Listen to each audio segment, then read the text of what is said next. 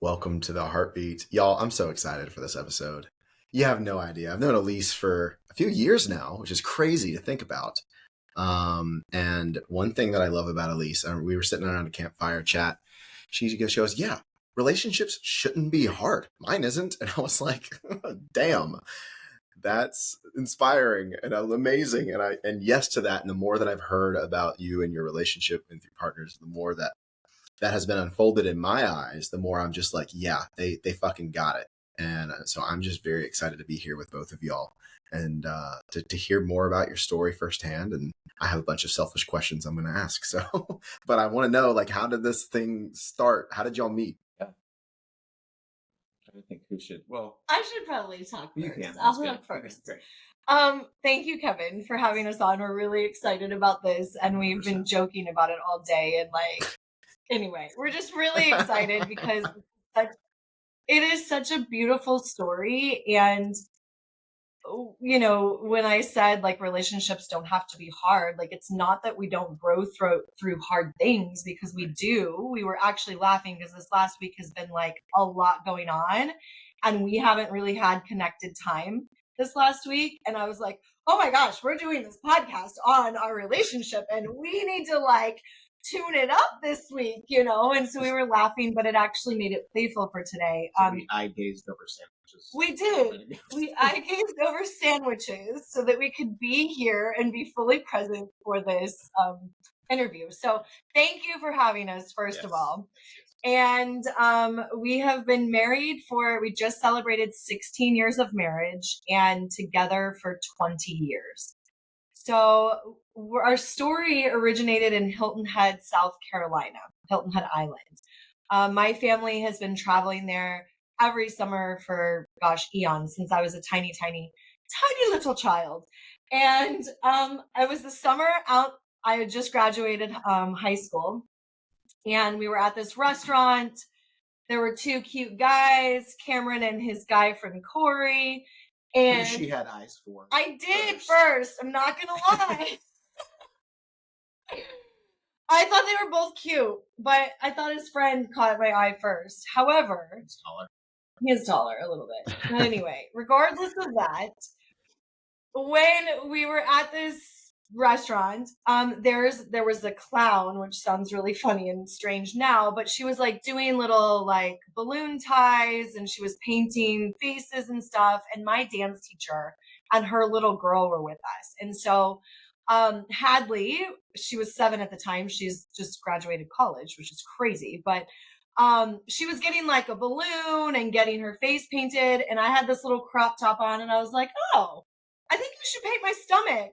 So the clown painted this like butterfly on my stomach. I turned around thinking my family and my dance teacher were there. And I like pulled my shirt up and I was like, isn't this so hot? And he was standing right there with like the most goofy smile on his face, like, uh-huh. So I don't know, you can take it from there. That was probably pretty accurate. I could have made it sound cooler. I should have talked first. So they've been going there for eons. This guy Corey, we have been best friends since middle school, and he called me up, said, "Hey, I'm going to Hilton Head for the week," which is kind of a cool story because him and his brother were the first set of twins ever born on that island. So they've been vacationing there for eons.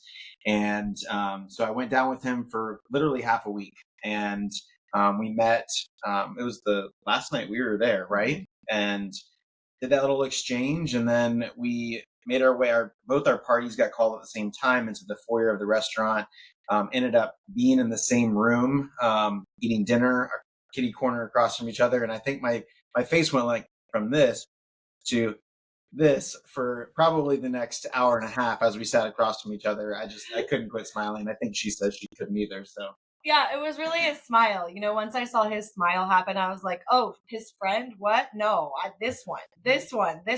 His smile just like got my heart immediately. And we sat like little school children smiling at each other from these opposite like kitty corner tables in this restaurant. Long story short, my dance teacher is wild and crazy and super fun, and she decides that she is going to ask our waitress to deliver an ice cream sundae to the curly-headed cutie at the other table. Yes. And so literally an ice cream sundae gets delivered. And at their whole table, like he was with so many of Corey and his family, like the whole table, they like whip their heads around. I'm like, my face is beat red. It's red right now too. I'm getting so like little girl telling this story. And so the ice cream comes, right? And then he takes one of those napkin, like paper napkin wrappers, and he writes his name and his phone number in blue crayon on the napkin wrapper and has his waiter send that over to me. So I get his phone number, and then my dance teacher was like, let me write your phone number down. She writes the phone number down. She takes out bright red lipstick, puts it on her lips, does a big lip smack on the paper, and sends it back over to his table. And mind you, during this whole dinner experience, like I would get up and go to the bathroom, hoping that she would get up and go at the same time, and like we missed each other for about 90 minutes back and forth. There were 2 bathrooms in this restaurant. We were going to the different bathrooms. So anyway, we finally actually talked after the dinner and after this like little exchange, and I invited him over to where I was staying. We had our first kiss on the beach under a full moon. What else? We had a big conversation that night. Like literally everything, sex, drugs, rock and roll, literally everything that you could think of. We were just like everything. And I remember saying to him, you know, for those of you who don't know me in your world, like I see, hear, feel things that are not of this world. I'm an intuitive, and I looked at him and I was like, I see dead people. Are you okay with that? I believe in aliens. Are you okay with that? And he's like, yeah, I totally am. And I was like, okay, great. We're going to get along fine. And then also at the time, we actually both saved ourselves for marriage. And so really the biggest question that we really discussed was sex. And I was asking him how many partners he had, and he held up 0. And in that moment, I knew that he was my guy. I was like, all right, God, this is my guy. I text messaged my best friend. I said, I just found the one. I'm going to marry this kid. And she was like, shut up. Come home. You always find people on vacation. Like, just come on home. I was like, no, for real. Like, he's the one. So, and it, to that same point, earlier that day, my friend and I had been walking up and down the beach. I mean, we were 2 college guys looking for girls. I mean, that's what we were doing. And we had met a couple girls, and we had set it up where we were going to go meet them at the beach that night. And so when I met her, and then we had this plan. And so literally we met up with them, and my friend and the other girl went for a walk. And I sat like this next to the other girl on the beach for the next, 30 minutes, just like, I had met this incredible girl, and I was like, I'm supposed to be on a date with this girl, and I'm getting to go be with this girl that I really want to be with. So it's just one of those moments, like she says she knew, I knew that it was special enough that I wasn't going to compromise it with somebody else. And so then, we had that conversation that night. And then the next morning, we jumped in the car because my friend had to be back for a baseball tournament. I went back to, I think, work for my dad. I was working landscaping for him that very same day. We got back early that morning. And then I said to my dad that night, well, I guess you can say you called me. Yeah, I call him. So in this whole experience, I just knew that I'm just going to pause real quick. This is all like in the past 24 hours. This happened in like 24 hours. Oh, yeah. Real condensed. This is very condensed. Got it. Very condensed. Like so many divine synchronicities. We met. We had our first kiss. We had the conversations. He left the next morning. I'm like, Mom, I have to see this guy again. She was like, okay, just invite him back. Have him come stay and sleep on the pull-out couch. And I was like, I'm sorry, what? And so I call him. I'm like, hey, so my mom says you can come back and stay. And he was like, really? And so then he has this like crazy conversation with his dad. Yeah, I mean, I was working for my dad that summer, and he was really relying on me. And I'd already been gone for a few days, and I said, hey, Dad, I was like, I get to go back. And he goes, you can't. It's like, I have to have you here. And I remember it very vividly. It's like one of those moments where you can see, like, I can remember everything vividly, the kitchen where I was standing, the whole conversation. And I just said, I have to go. I said, I will never forgive myself if I don't pursue this or see what's possible here. And he was not pumped about it, understandably. And so it was late that night. I drove down. I mean, I don't think I got back to Hilton Head until like 11 or something like that. Something like that. Yep. So needless to say, he stayed for like the 3 or 4 extra days that we were still there.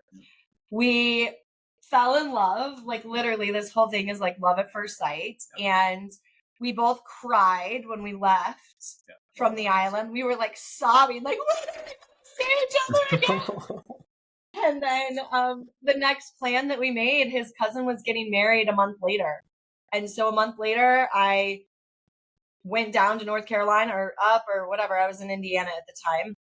And this is how young we were. I said to my mom, I was like, well, I'm just going to invite this girl to come to my cousin's wedding. And she's like, you don't just invite plus ones without being asked to have a plus one. And he was like, you just met this girl. Yeah. So we worked it So out. yeah, I went to North Carolina. We officially like became girlfriend, boyfriend at that wedding weekend. We did long distance for a year. We can go from there, but that's the origin story, Kevin. It's wild and exciting, and thank you for letting us share it because we don't share it often because it's so detailed. It's so amazing, though, and one hell of an origin story. I have a few questions in all.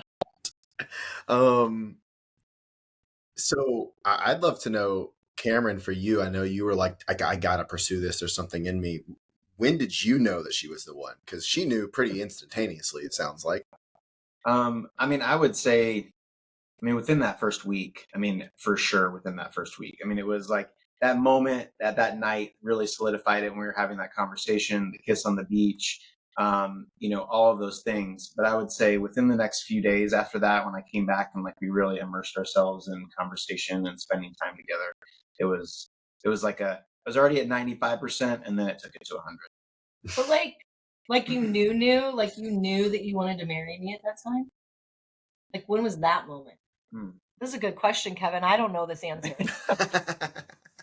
I think I'd be silly not to say that it was 4 days later when, I was a 20-year-old guy and I was standing in the parking deck of this resort basement and we're leaving and I'm bawling my eyes out. And then we have, like, for people that don't know the geography of Hilton Head, like you drive essentially 20, 25 miles before you have to get to a toll booth and then you go off the island. And I got stuck at the toll booth because they didn't have any change. And so I freaked out. And this road's like 45 miles an hour. I ended up driving like 90, 95 miles an hour for about 20 miles to catch up with her. And I barely did it before everybody got on the interstate. And I'm like bawling my eyes out. Again, a 20-year-old guy, I just, stereotypically that doesn't make sense. And so that, I'd be silly not to say that wasn't. That's amazing. So, all right. So things are now official a few months later and y'all are young, but you're assured. I guess, can you give us an overview of like what happened after? Were there moments of doubt, or what was the hard part for you? And specifically before that, because I just remember my question, the long distance that happened, what was that like, and what advice could you give to people that are doing long distance? Yeah. There was plenty of challenge and plenty of questioning and plenty of things that showed up for us. Again, we were young, we were college age. There were people and possibilities everywhere. And being in a long distance relationship, one of the things that we really learned that we still to this day believe has been the absolute foundation of this relationship lasting this long is that we really had to rely on communication. We couldn't dip out from each other. It's not like we could just walk into another room if we were upset or avoid. It was like we were on the phone. And if we weren't going to communicate, we weren't going to have a relationship. And so learning how to use our voice with each other, ask for what we need, understand what we liked and what we didn't like, that time was so intensive. But it really laid such a strong foundation for communication. And then we would make it a point that every single month we would see each other. So either he would visit me. I was still living in Indiana. That's where I grew up. So I did my first year of school and helped my mom. We had a clothing store that we operated and ran. So I stayed at home my first year. And so I was in Indiana, he was in North Carolina, and we would kind of like alternate. And then sometimes we would meet up in the middle and do like a, hotel weekend. But really it was like the communication piece was such a foundation. Yeah, 100%. I mean, we had to work through everything, verbally. And yeah, I just repeating what she said if I explain that anymore. But that's for sure the through line, 100%. Yeah, but I mean, there were challenges. It was like girls were after him, guys were after me, and we just had to stay strong and remember that connection that we had. And every time we had conversations, I mean, you can speak for yourself on this, but for me, no matter what was happening, even if I was really annoyed at him or, fearful of whatever was happening, I was very insecure. My parents got divorced and when I was a senior in high school. So I was still moving through a lot of anger towards my father and a lot of anger towards men. And so, there were definitely things that would come up that I would project or make much larger of a deal, I think, because I was in that space. And so I needed a lot of reassurance in that first part of our relationship. And so whether he gave it to me or not, ultimately his voice was still this like calming presence for me, regardless of if we were, moving through something or not. Yeah, for sure. Yeah, I mean, I think those were the challenges, just us being the age we were and, college and all that kind of stuff. There were just, other people making passes, and we, what I'm realizing inside of this conversation right now is that like our communication is the foundation because we spent so much time on the phone. And I mean, not to age us, but this is before FaceTime. Like, I think Skype may have just been coming online, but we were still IMing each other. So it's, with that being said, like literally was on the phone, and but there was also, which I think speaks to the foundation and the groundedness and the commitment and the seriousness that we had for each other, because I actually argue a little bit on what Elyse just said a minute ago, is like, it would have actually been easier for us to dip out because there wasn't that, in-person focus all the time. One of us, if we weren't serious, could have just stopped answering the phone. And that was it, So yeah, that's a little side tangent. Yeah. Well, going Before back to... we go on to the next question, when we're talking about... Go ahead. There was this joke that his roommates would play on us, and they would... There's a lot of them. I know, but you were talking about the cell phone and the Skype. So, like, we were literally at a point where we would buy cell phone minutes. Yeah, this is before unlimited plans. Before unlimited plans, we had to buy a certain amount of minutes. And his guy friends would tape up on his door, because he lived with like 4 of his other guy friends. So anytime I would go visit, I would be hanging out with all these other dudes. But they would put this sign on the door that would be like 2,300 cell phone minutes. Or like, you can't enter unless you have 2,300 cell phone minutes. I don't remember what it was, but they would joke about that. I mean, that's how wild and like far back we're going here. Still have the picture of the sign on the door. That's funny. No, and also like a testament to just how much y'all were communicating, and I think that season, and I'm sure y'all experienced it, like really refined the foundation for your relationship. Obviously, you had this like, oh my God, there's so much alignment here, and like you're the one. But then going through that season almost served y'all to be in the place you're at now. I kind of want to back up briefly to the conversation that y'all had that night of just laying it all out. Because I feel like that also, I just want to highlight that, because you weren't trying to be somebody you weren't. You were just like, look, this is what I believe. I see dead people, cool aliens, the whole thing. Like, and I don't think people do that as often now, because you're trying to get to know somebody, you're playing it cool. Oh my God, this is whatever, what advice would you have to people who are in that space to have a conversation like this, whether it's like initiate it or being in that conversation? What were the things that you shared that were important? You said you talked about all of it, but I want to zoom in on that real briefly, because I think that was important for your commitment through that year. Yeah, absolutely. I think the lens that I could maybe help others look at it through is we had an immediate desire, immediate attraction, both physically and emotionally. And so and also we knew that we had this confined time restraint. We were clear pretty quickly. She knew I was leaving in the morning, and we lived in very different parts of the country. So I think the advice would be, if the attraction emotionally and physically is there and you are interested in this person, then it's almost like if you're dating to get serious with somebody, if you're dating for marriage, then it's like, give yourself a time constraint of like, hey, like what could we accomplish in the next 3 hours to like really lay this out and see if this is something that we want to pursue. And that sounds extreme, but if I can look back and bring it to the present, that would probably be what I tell people. Like that.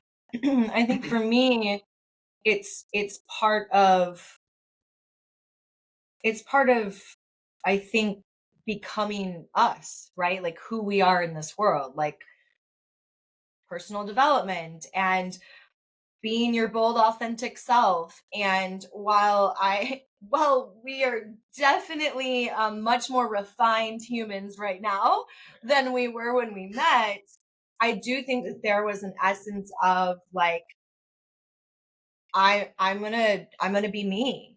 And if you don't like me, then I'm gonna walk away, because I'm willing to show myself because I really like you. Again, like Cameron said, it was hot and fast. And if I would have not been myself, honestly, it would have been self-sabotage. And if he didn't like what I was or who I was, then that was that. But I think that there was also like, for both of us in our own way, this deep intuitive knowing that we heard and felt that was larger than us, that really just had us show up in that space. So, find yourself in spaces where you can actually be yourself. And if you can't be yourself, then it's probably not the thing or the person for you. Mm-hmm. It's so true. Now, speeding up a little bit to some of the other things that y'all have grown through. I mean, I know you did long distance in the beginning, but I'd love to hear anything else that really refined y'all's connection. Were there other big points of disconnect or seasons in the life where you really had to show up for each other in a different way? What was that like? I'm just curious about the journey of the past 20 years, because obviously y'all are in a great space right now, at least from my perspective. And I'm just like, it's all built to this. And so I'd love to hear. I think we moved to Los Angeles. So we're kind of skipping a little bit, but well, I guess we could talk about a lot, but I think the one in Los Angeles was like a really big piece. So after the first year of long distance, I transferred to UNC Charlotte, which is where he went to college. He was going to be finishing out his senior year. And I was like, well, I'll go study kinesiology there and transfer there. And we'll do that as long as we move to California after, because I'm dancer, teacher, choreographer, wanted to get out to LA to do my thing. And so that was kind of like a first sacrifice, if you will, is like I'd already waited to support my mom and my family after my parents' divorce, but then I waited another year for him before I went out to California. So it was kind of like, I'll come, but then we also need, like, we're going to LA after together. And there were things, of course, during that college year where we were both living in Charlotte together. But I think the first like really, really, really, really, really big test was once we moved down to Los Angeles. What I did not really know about Cameron, I knew a little bit, and he had shared a little bit with me, but growing up, he had like OCD, obsessive compulsive disorder. And I had seen it a little bit, but it wasn't really a thing. Well, when we moved out to Los Angeles, that was a really big change for him. You know, I had traveled a lot as a kid and I loved adventure, and that was something that was a little bit newer for Cameron to like leave the nest like that and to really be so far from family and friends, and that really stretched him out of his comfort zone. And the first year that we were in Los Angeles was really, really, really hard. Yeah. You know, and I can speak to that a little bit. That was going to be something I was going to bring up too. Um, and I'm going to backtrack for just a moment to something that I think was a big hurdle for us even earlier on. Before that, is that there were certain parts of partying lifestyle that I was very involved in. Nothing crazy serious, but it was very frequent. Enough that I was not a fan of it. Yeah, I don't even think you would have been a fan of a little bit of it. But anyway, whole different conversation. I smoked a lot of ganja, we'll put it that way, by an old term. And so, you know, and I bring this up because it was a big sticking point between us. I mean, one point that it almost split us apart. The reason I'm bringing it up is because like it's something that was a big part of my lifestyle. I really enjoyed it. I did it with friends and all that kind of stuff. I didn't see it as that big of a deal. Granted, in hindsight, I can see some different variables, but it was really just an opportunity for me to recognize like what's more important to me. Is it the future with this woman, or is it this lifestyle habit? And you know, a lot of people around me didn't understand. I mean, to this day, they don't understand. But you know, now 20 years in, like I have chills. Like I know I made the decision why I made the decision, and it was a tough decision for me, you know, in the logistics of stopping it. But like I chose what was more important, and our relationship, our longevity, our future was more important. And so that was, you know, I feel like whether it's substance or something else, I feel like that can probably relate to a lot of people, and so that's why I wanted to bring that into the conversation. And then fast forwarding to what she was referencing with OCD, I mean that it's something that started even when I was a young kid. I mean, probably as young as like fifth, sixth grade. I don't remember what age that is at this moment, but you know, and it was, you know, and I would go in and out of phases of it, not necessarily realizing that it was stress induced, but you know, and it was, I had it to the point where it was debilitating. Like, I mean, I'm tapping doorknobs, like counting things, you know, extreme germaphobe. I mean, you know, if you ever saw the show Monk, like there were moments where there was a lot of similarity there. And so that year going out there, it really was. I mean, so much so that she learned a crash course in what I really battled when I went into that. One of the things that she really brought to our relationship was, hey, we're going to look holistic first before we look at medicines or that type of thing. And so, you know, she really drove me to seek a therapeutic approach versus a psychiatric, you know, medicine type approach, which was a big thing. But the other piece that I'll say, I mean, it was so bad at one point that my family had an intervention with me when I came back to the East Coast. And like my sisters came together, my parents were there. I'm not sure if you were at that intervention or not. No, but I knew it was going to happen. Yeah, so it was prepped. And so that was, you know, she'll have to speak for her piece of like what she really navigated. But I knew it was really bad. And I was also just navigating it to the best I could. Yeah. I'm just taking a deep breath because it was, I can, in sharing this, we don't go here to this story hardly ever. And I can feel kind of the panic in my body and the memory, and I'm going to get emotional. It was really hard. It was really, really hard to witness somebody you love so much struggling and really not knowing how to step in and support. I mean, he would walk in the door 15, 17 times to kiss me before he would leave for work, you know, thinking that I would die during the day, because that was a fear. Medical fears have been kind of the cause of that, you know, and these stories that are created that say to him, like, if you close the cabinet door 27 times, then Elyse is going to stay alive. And, um, I just had to learn a lot. I had to learn a lot, and I cried myself to sleep a lot.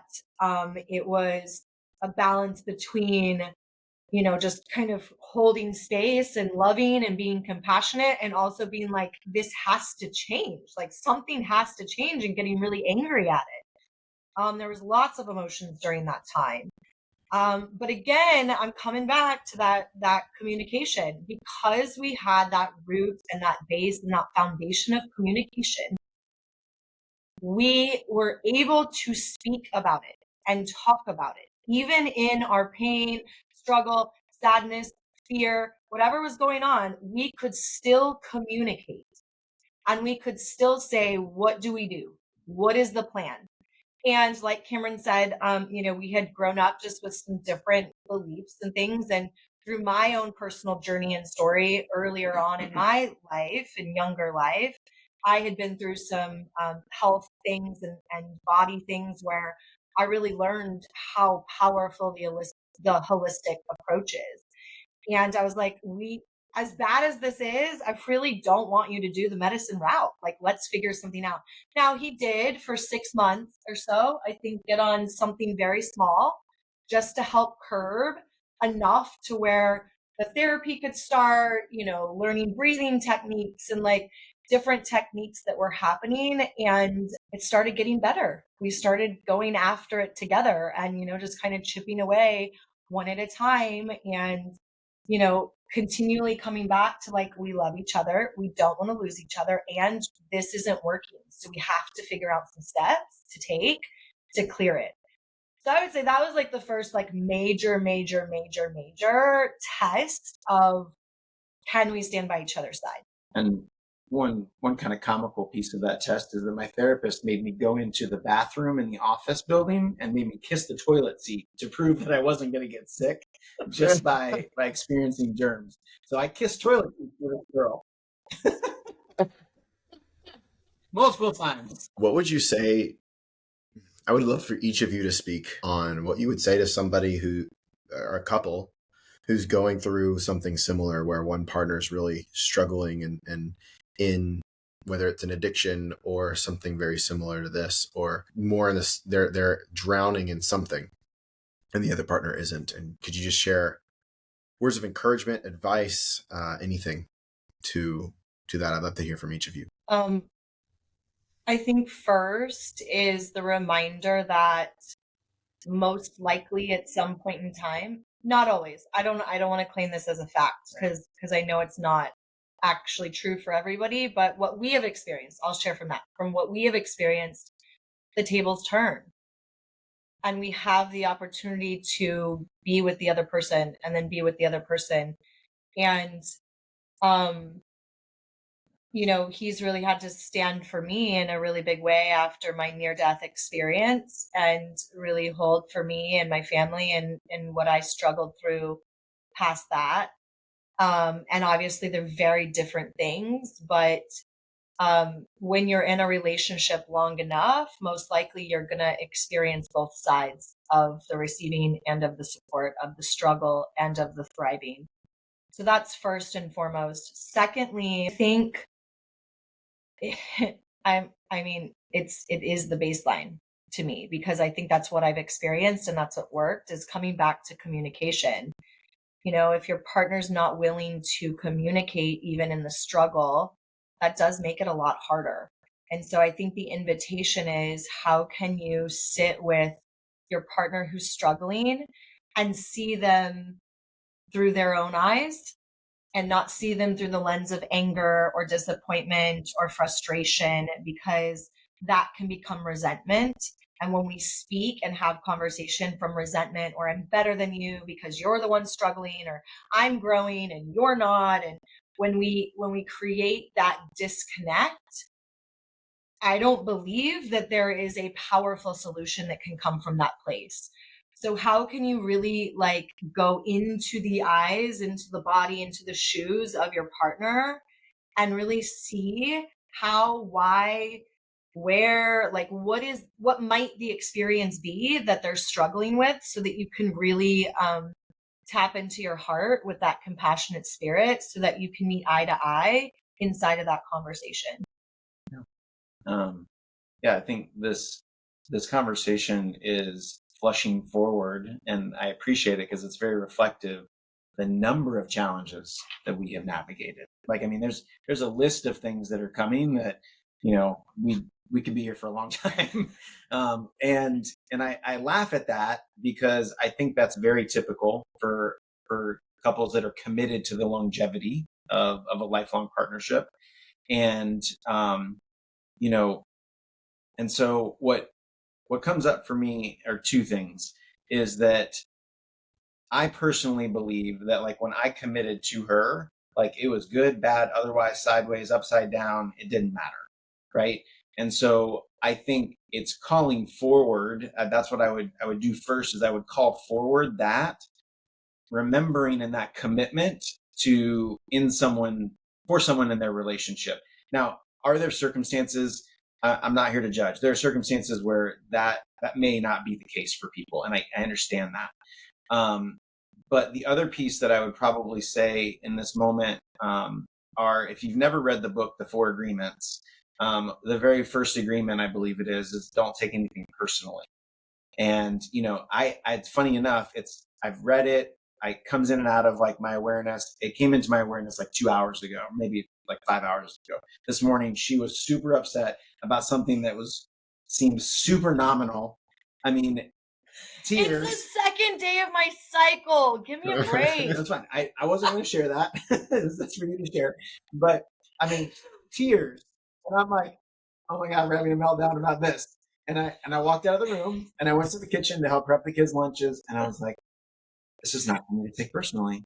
It's something I can support her with, but I don't have to take it personally. So don't take everything personally would be a really huge piece. And that I piggyback her, like, witnessing what the other person is navigating. And then something else that, you know, she has brought to our conversation in the last 2-3 years is, what's the truth beneath the truth? And there's a resource that, you know, we could share about, like, what that readings and things like that. But oftentimes the symptom that we're seeing on the surface, whether that is showing up as your partner's, you know, addiction to something or navigating whatever it is, it doesn't matter. Tough time, is that there's typically something underneath it. Just like my OCD, like, me moving across the country away from my family, my OCD was a symptom of that. And so it was unpacking what was underneath it. So asking the other person, like, what's the truth beneath the truth here as to what's really bothering you? And it, you know, that even plays into the conversation of the holistic approach to health. It's like, we're looking for the root cause, not the symptom. And I think that parallel can really support people in those moments. Yeah, definitely. And could you share some of those resources that you had mentioned about that? You said books and things. If you can remember the name of the book. I know. I'm tapping in right now. Yeah, so this is one that It's pretty ethereal. Well, I'm going to say it's fringe, but I mean, I guess it just depends on who it is, right? Sure. It's a book.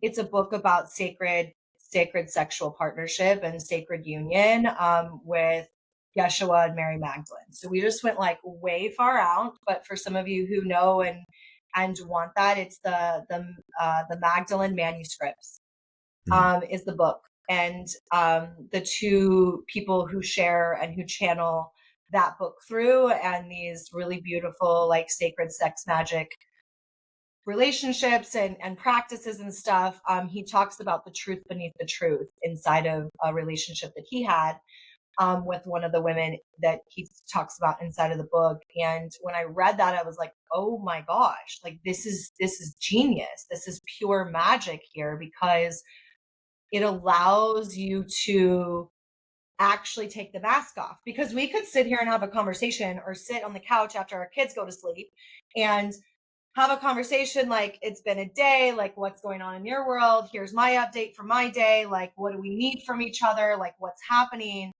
And we can kind of just be in the zone. And while we might be being truthful, a lot of times there's emotion and energy that's still like sitting underneath the heart space, and so sometimes we'll ask each other if we notice that there's like a surface level answer, or there is maybe a tone to a response or something. We'll say, okay, let's take a pause. What's the truth beneath the truth? And it's like, oh shit, you want me to like actually say the thing that's bothering me right now? You want me to actually say the thing that I'm thinking? Yeah, we do.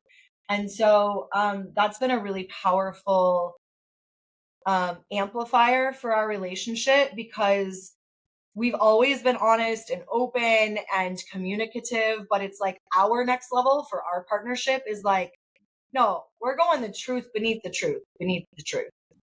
And, we might be spending a little bit more time on this topic than what you wanted, Kevin, but I feel like the complexity of this topic could be really confronting for people because they have not practiced at all, like what that truth beneath the truth is, even the first layer. And so if that resource that Elyse gave is too fringy, like it's okay. The concept that we're talking about here is just continuously unpacking it. And also I'll share this because I think it's valuable and I think it'll hopefully relate to some people. She is much better at going the truth beneath the truth than I am. Like it takes me a little longer to get there.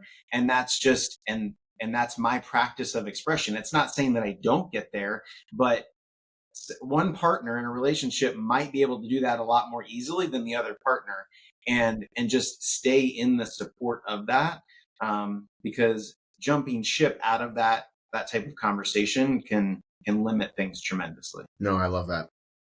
This is gold. So I hope everybody tuning in here is taking notes. Thank you all for sharing. I know you said that there was a list of other things that y'all had gone through. Do you mind sharing a few of those and maybe what the gift was coming out of it? You don't have to go into the whole deep story unless it presents itself. But I think.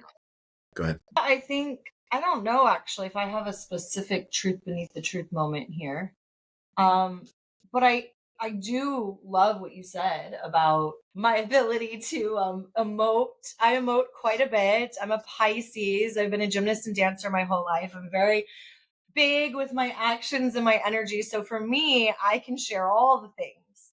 But there's definitely a piece of me that holds back. And sometimes I want him to know when I'm holding back. And that's not fair of him to like, sometimes I think we have these silent expectations from our partners, but we actually have to say like, hey, there's more here. Can you actually ask me about that? Like I've really had to learn that because I emote a lot. Sometimes it seems like I've shared it all, but a lot of times I haven't fully shared it all. And so I think opening myself up deeper to that and then learning how to be compassionate with his expression in the what I consider a more slow turtle approach to the expression. And we've grown in that aspect, but it's been really powerful. I can't think of like a specific thing of truth beneath the truth. Yeah. Or I guess what gifts have come from it? A lot, I feel like. Yeah, tons and tons and tons of gifts. I think the gifts of parenting have come inside of it because if you are parents, like each of your kids emote differently, they pack stuff down differently, all that kind of stuff. There's a huge gift. Truth beneath the truth, for us anyway, brings better sex. It's true. I love it. Percent. I will say this is more of a surface level example, but this happened yesterday. Oh, go ahead. I'm like, what are we going to talk about? No. Is that yesterday I got really overwhelmed. In the past, I may have defaulted to the OCD thing. I am fortunately at a place where, it may surface in the tiniest ways, but it's pretty well under control. Cognitive behavioral therapy. If somebody has not looked into that, CBT, it's pretty well known now, but I would highly encourage it because that was really what supported me in breaking that pattern for myself.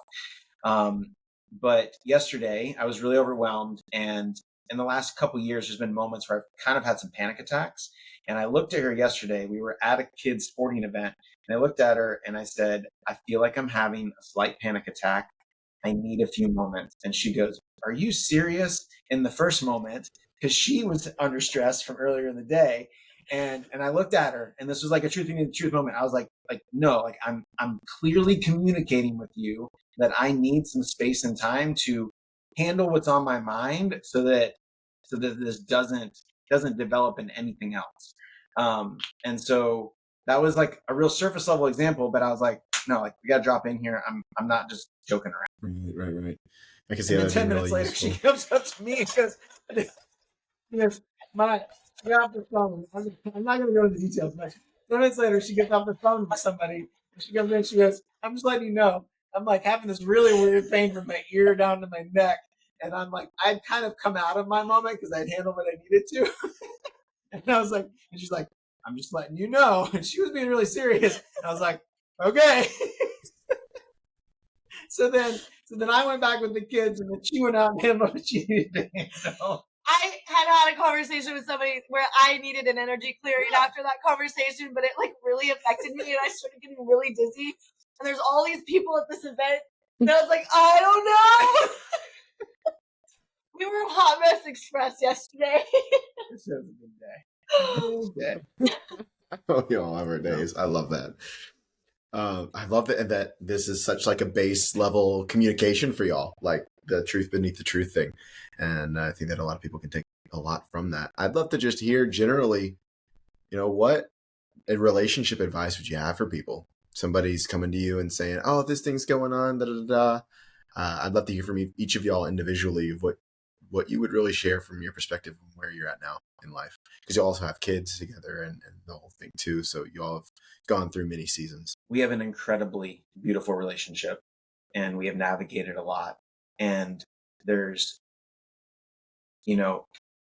a couple things that I feel like are relatable, hopefully to several people, is that, in this series of life to this point, like we've navigated postpartum depression from her after our right during our second pregnancy, right? Like serious stuff. We almost lost her to a rupture of an ectopic pregnancy, 2.5 years ago. Like I paced the halls of the hospital, not sure when I was going to have to come home and tell the kids. Like scariest moment. I mean, it was insane. And my OCD and, an almost split, a couple different times related to my partying scene in college, another instance when we were in California. I mean, just like, there's just like, know that your journey is your journey. And that would be like, I think that would probably be my biggest advice is like, yeah, like embrace the journey for the learnings and the growth and the opportunity, because, looking back now, like how much we have experienced and had the opportunity to, and there's a multitude of glowing moments that counteract those things. And how can you, if I'm talking to one individual in a relationship or to both people, like how are you contributing? Like what else can you bring to the relationship? Like she brings adventure and fun, and we're going to go figure out how to put our whole family on a rocket ship to the moon before Elon did. And I have experienced countless things because of that piece that she brings to our relationship.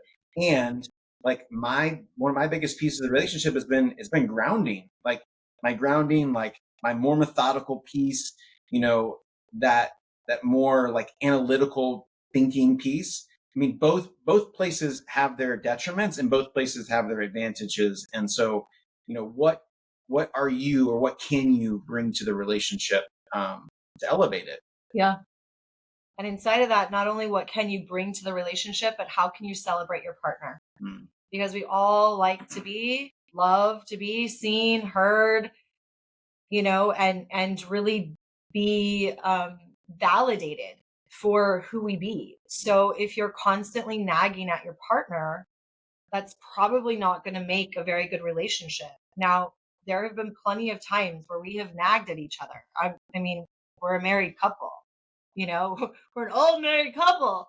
But what we've chosen is that if there is a nag, we recognize it and we're like, oh, okay, we see that.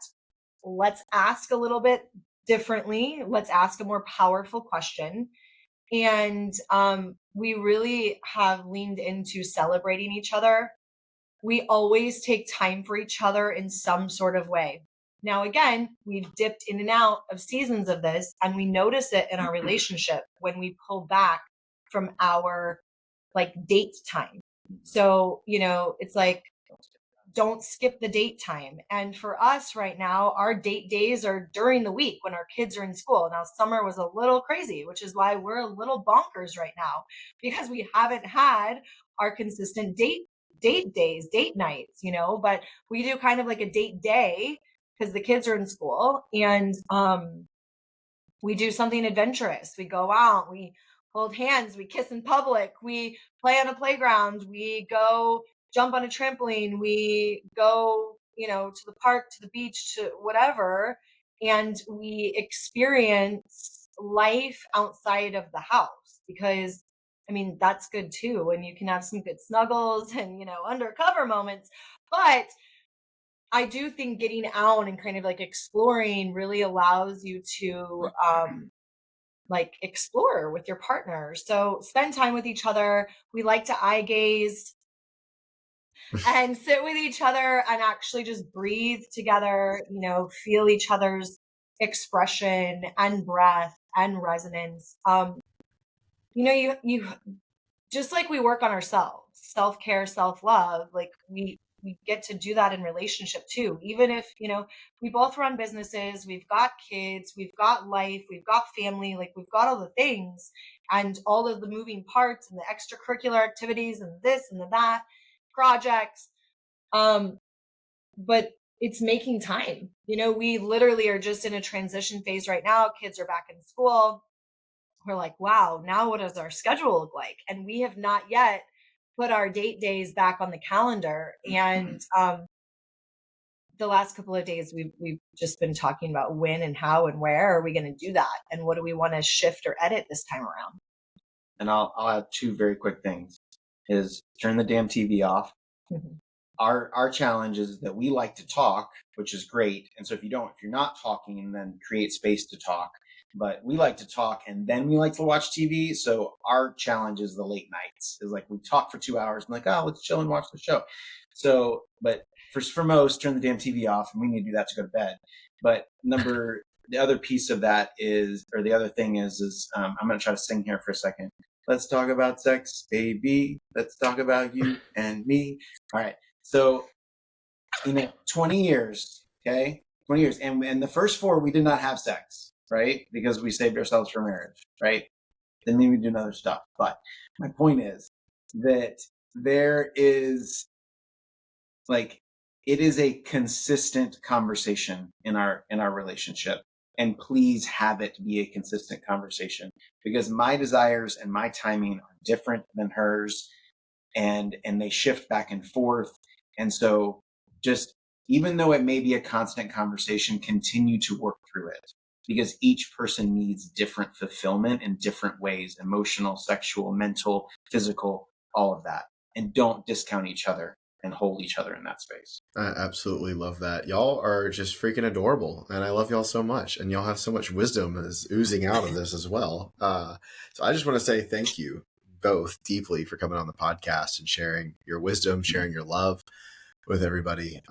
Any other parting thoughts before we end this conversation? Don't forget to continue to grow yourself, and don't forget to invest in your own time and energy, because, although we are both here coming together, we are individuals also.